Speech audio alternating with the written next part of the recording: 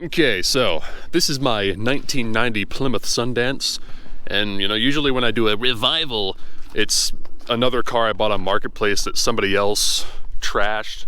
But this time around, I was the one that trashed it. I built the engine and turbocharged it and blew it up years ago, which, I'll get into that later. But yeah, it's just been kind of sitting here rotting for a while, and I'd like to get it going again in some capacity. So in here, obviously I'm already very familiar with this car, but yeah, I mean, it's full of parts, brake parts, and whatever nonsense I need to put on later.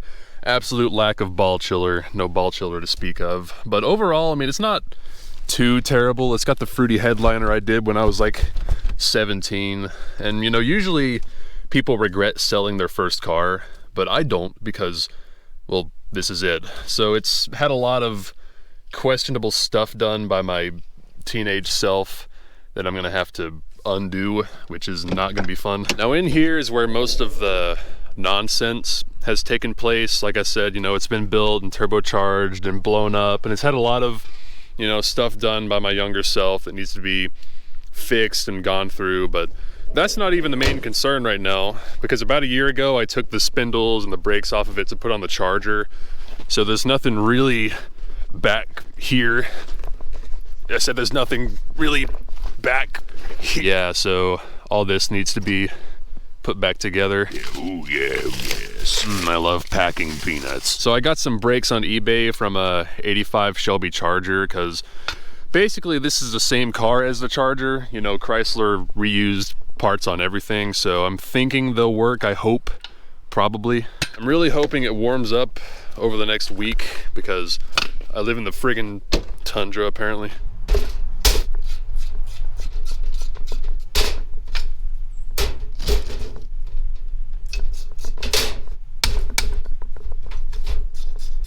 I went ahead and put new wheel cylinders on these brakes, and even though these things are used, honestly, they look fine, and the shoes are stamped USA, so these are the original Chrysler brake shoes?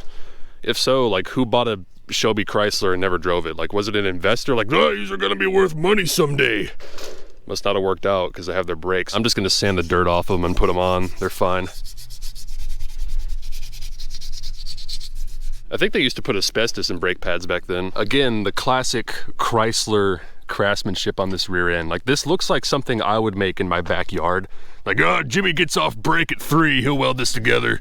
These cars weren't designed to last. This thing was supposed to be crushed decades ago, but I won't let it die. No.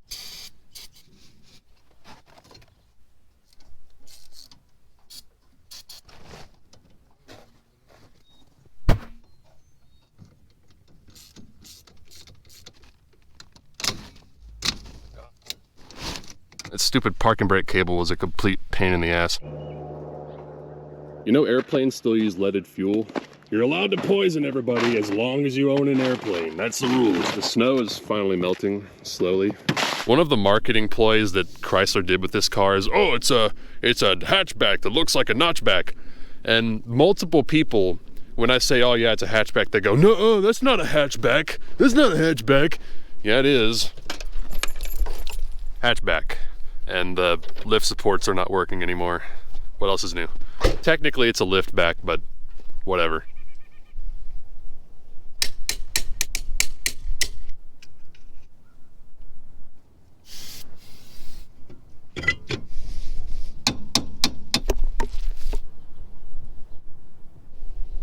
I'm gonna have to bleed the front brakes too, because it sat for so long with no fluid in the reservoir.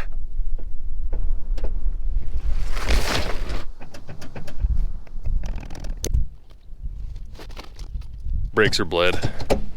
Good.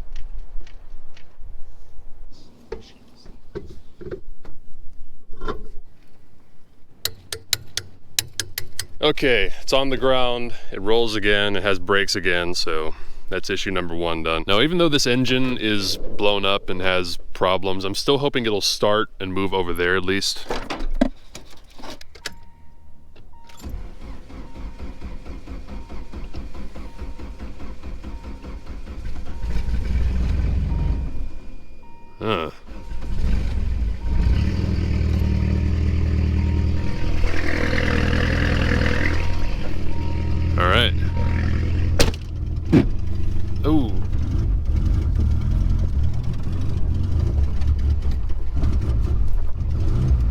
Well, that's the first time it started in like a year, so that's pretty good. All right, so the story with this engine is, you know, years ago, like 3 years ago, I turbocharged it and did all the whatever nonsense modifications to it. And I did some 8th mile pulls, and it was, you know, faster than stock, but still not that fast. So off camera, I cranked the boost up to like 20 PSI or so I thought.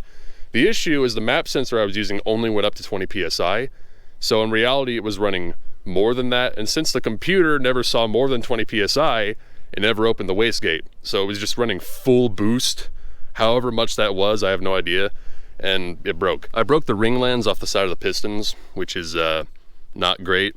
And usually when something like that happens on a turbocharged engine, you know, you run into detonation problems and the air-fuel ratio leans out, but the top of the piston looks fine, so I don't think it detonated, and you know, the air-fuel ratio was good, the timing was safe, so I'm thinking it was just making more power than these cheap cast pistons could take. So anyway, I put new pistons in it, put it back together, and like 300 miles later, the rod bearings went out. So I'm like, okay, that's weird. So I took them out and replaced them again. 300 miles later, they died again. So that's where it sits now. So I'm gonna take the pan out and look at the bearings one more time. This thing is too low, I can't get my jack under it.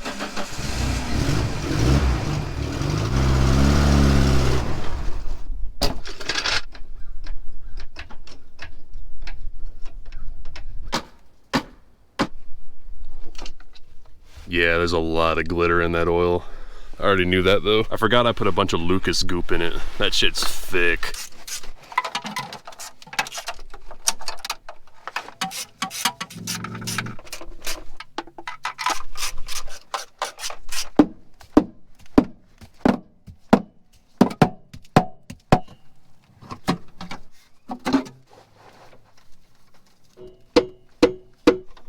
I took out one of the bearings, and this one, you know, it doesn't look great, but it's not enough to cause a crazy knock, so I'm gonna keep taking them out. Okay, that one's pretty bad. All right, I put new bearings on cylinder 4, which was the most messed up one, and I'm gonna use some plastic gauge on it, which is basically just strips of plastic. You put them on the bearing and torque them down, and the amount it squishes them tells you the clearance. It'll be difficult for you to see, but basically the one I put on this side crushed more than the one I put on that side. And also the edges of the bearing have been scuffed after being put on, so they're actually touching the crank, which shouldn't be.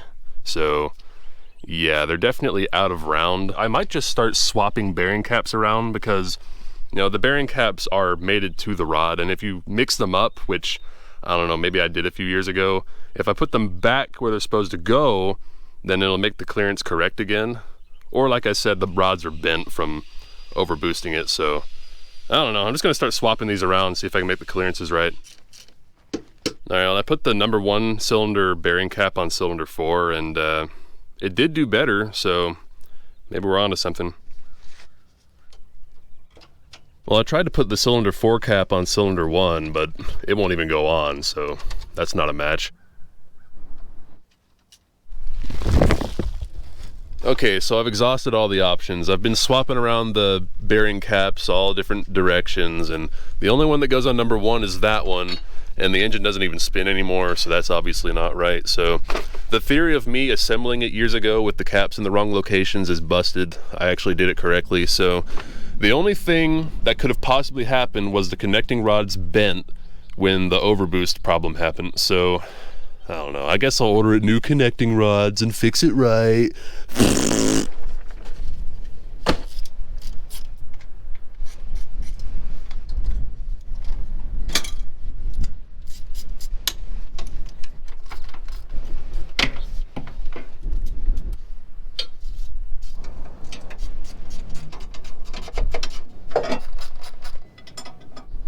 So there's a design flaw with these cylinder heads where Chrysler decided to put the thermostat right here. So coolant flows through here and kind of bypasses this area. So cylinder number 4 runs hotter than the rest of them. Mopar, no car. And the solution is to bolt a block of aluminum with a fitting on it and relocate the heater core hose from down here over here so coolant can flow through this area. Why Chrysler didn't do that from the factory, I don't know.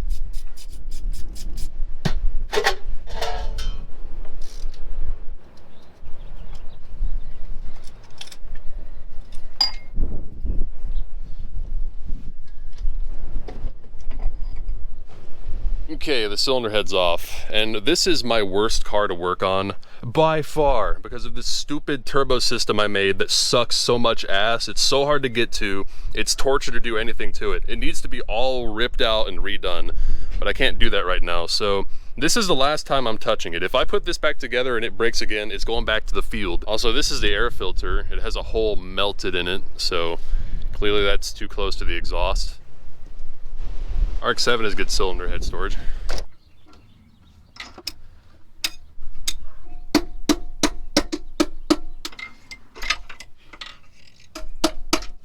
So there's nothing wrong with these pistons. I could put these back, except they're hyper-eutectic, which basically means there's more silicon in the metal, sciencey stuff. And, you know, if you do a basic search, it'll be like, oh, hyper-eutectic pistons, you know, they're stronger than regular cast pistons. But, you know, if you ask certain people, they're like, no, these are garbage, they're brittle, they crack and whatever else. And I'm just gonna assume that they suck and not use them. Now, if you ask the community around these engines, like around forums, they're gonna say, oh, there's no regular cast pistons left. They're all hyper-eutectic and forged. You gotta get one or the other. But I'm like, there's gotta be some out there. So I started looking and looking and looking and looking through like parts catalogs from the 90s until finally I found some new old stock, regular old cast pistons. Now, the only downside to these is they use the older style press pin connecting rods. And I found a set of those too, new old stock, remanufactured, so yeah, that's what I'm gonna use. Now, obviously, forged pistons would be best, but the reason I don't wanna use those is you have to run different cylinder wall clearances. So in order to run forged pistons, I'd have to remove the engine, take it to a machine shop, have them machine it, put it back in, and I don't wanna. I'm just gonna reuse these rings because there's nothing wrong with them. These pistons have these really sharp edges on them, and on a turbocharged engine that can cause hot spots and make detonation and bad things happen, so I'm just sanding those smooth. Okay, there we go. Nice and smooth.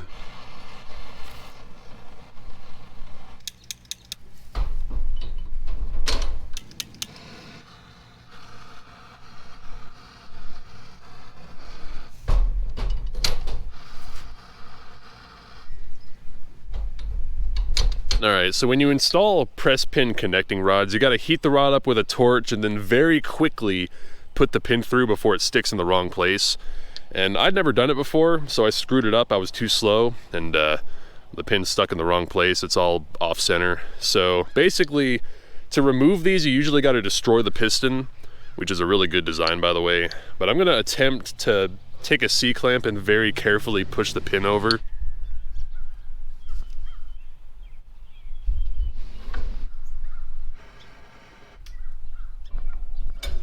Okay, I think we may have lucked out here. I managed to shove the pin over without cracking the piston. It's still not perfectly center, but I don't really care. It's good enough. A good thing too, because these are like the last of these pistons on the planet.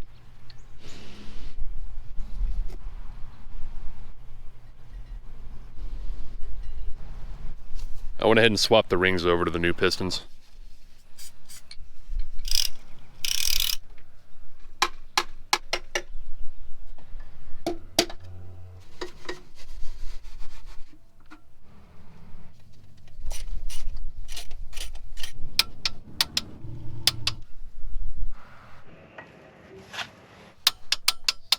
Okay, new pistons and rods are in, everything spins freely, that's all good. So that's the main repair done. The downpipe is melting this shifter cable, so I'm gonna put some heat wrap on it.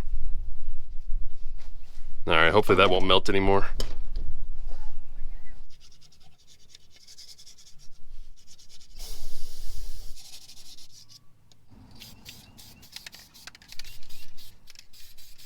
So whenever I install a composite head gasket, I usually use copper spray, and this is one of those controversial things where people argue about it like, no, you know, this is good stuff, or no, don't use that shit. But the reason I like it is I used to have a lawnmower that kept blowing head gaskets until I tried spraying this on it and it fixed it.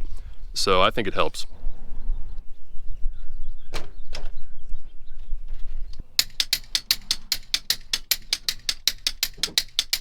These goofy stickers. I used to work at a circle track and I got one of the sticker packs for the cars and I was like, ah, stick it on the car.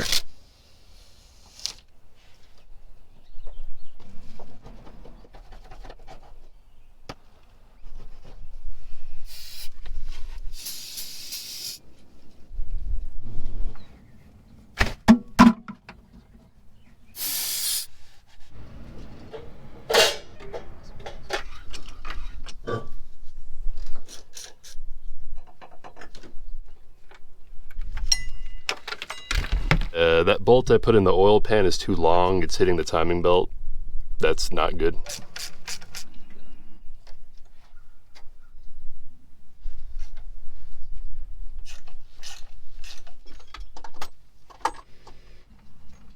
Oh yeah, I just realized the radiator fan is not attached.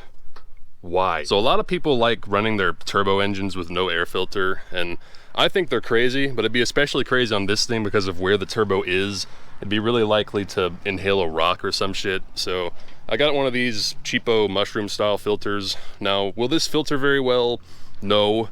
But will it block large objects from going into the turbo? Probably. There we go. Only the finest for the Sundance.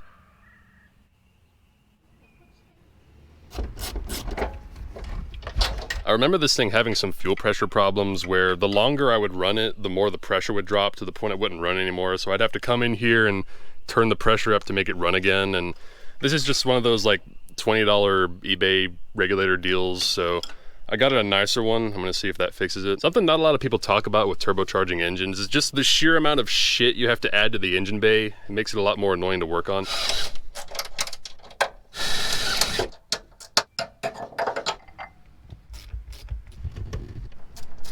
All right, that's nice. Maybe too nice. I was expecting to smell this gas and it'd be really old, but it's actually not. And I used to think like, oh, you know, there's no reason to buy premium fuel if you don't need the octane, you know, it's the same as regular fuel, they just put extra octane juice in it.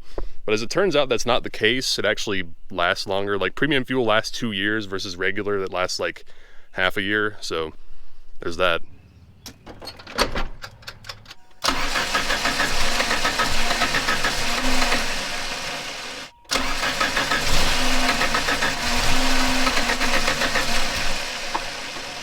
All right, clearly the startup tune needs some work. Okay, I dug out the tuning laptop. It used to belong to my niece. She wasn't using it. So this thing's running a micro squirt, which is not a joke. That's what it's called. Lets me change ignition timing and fueling and basically whatever I want. Much better than a carburetor. I know that. I need to change the cranking pulse. Sure, turn that up. See what that does. Maybe it needs to be turned down, I don't know. Turn it up more. It starts to run and then doesn't run. Let me do a data log. Okay, I see what's happening. It's losing RPM signal. So there's something wrong with the crank sensor. I don't really see anything wrong with it in here, so. Is there a ground somewhere I didn't hook up or something? Oh, there is a ground right here. Wonder if that's important. Did that make a difference? Yes, it did. Well, it's running. I don't hear any bad noises, so that's good.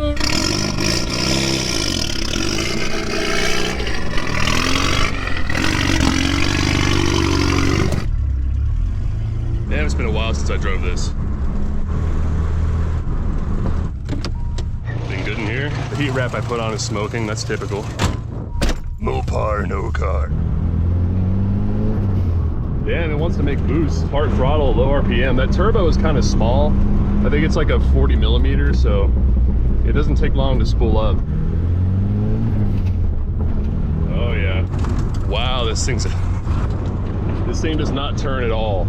Like, whatsoever. I think I'm remembering why I like this car now. It's kind of fun. It's terrible, but it's fun. I put in a manual steering rack from a Dodge Omni, and apart from the steering being really slow, it doesn't feel bad. Oh yeah, the laser taillights still work. I can't roll my window up.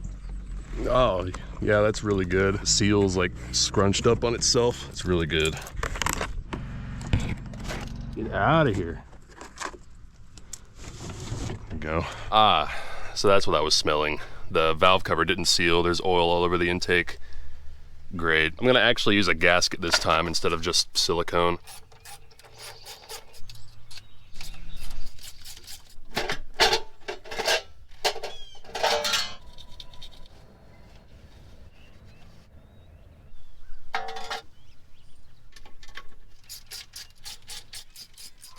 All right, so the new valve cover's on, but I messed up by dropping a bolt down in the timing belt area. And if that got caught in the timing belts or in one of the gears, that would cause like cataclysmic problem, so I have to get that out.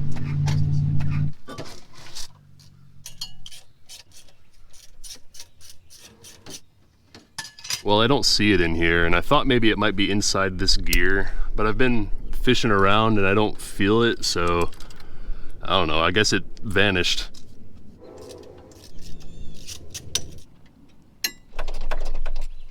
I went ahead and tightened up this belt so it stopped squealing. All right, it shouldn't squeal when started now. Good.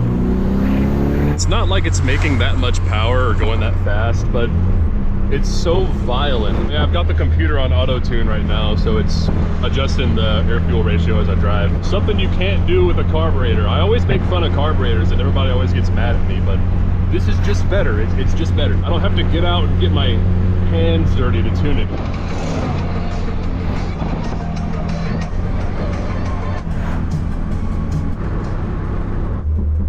Stupid son. You know, as ugly as that turbo system I made is, and for how annoying it is to work on, it works really good. Like, it makes boost, that's for certain.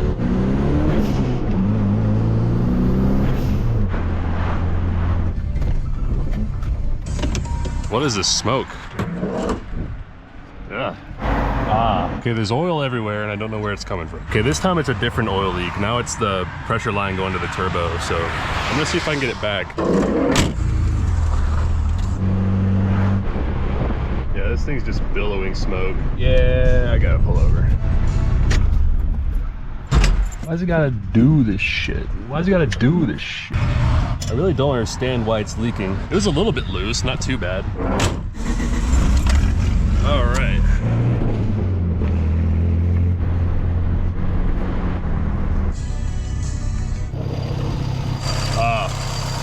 I see. Showed FM has no concept of time. Okay, it wasn't loose. The actual line itself is leaking, which I'm not sure how it would have gotten damaged, but it needs to be replaced, so that sucks. Well, apart from the oil line leaking, I'll get a new one. That's not a big deal. You know, the connecting rods are good, the pistons are good, so not bad. I'll probably come back to this sometime soon because it still needs more stuff, so subscribe.